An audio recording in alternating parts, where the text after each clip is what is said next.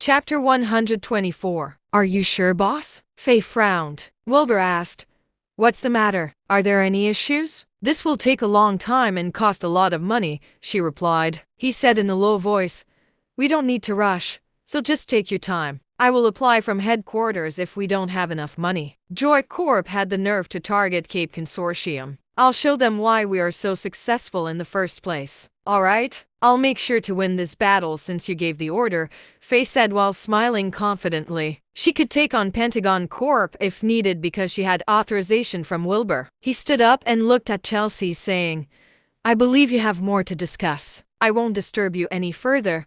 With that, he left. Chelsea shook her head and said, "Wow."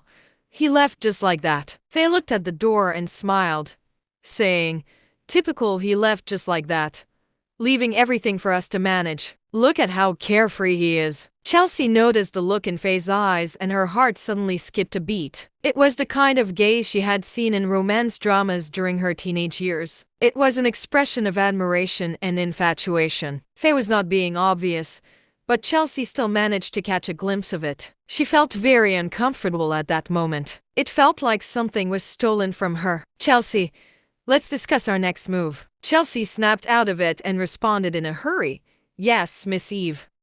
While Wilbur was driving home, he suddenly received a call. He answered the call when he realized it was from Benjamin. "Mr. Grayson." "Wilbur, are you free tonight?" "Yes," Wilbur replied.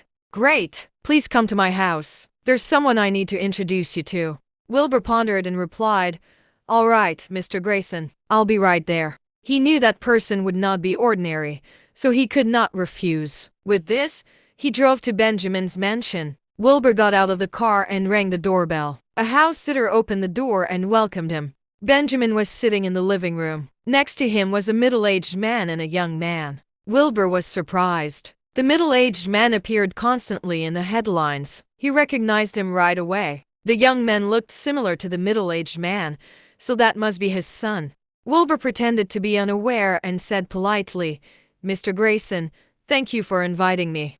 Come in and have a seat. Let me introduce you." Benjamin was acting friendly as he urged Wilbur to sit. He smiled and said, "This is the head of the Cardin province, Orrin Campbell, and this is his son, Farron Campbell."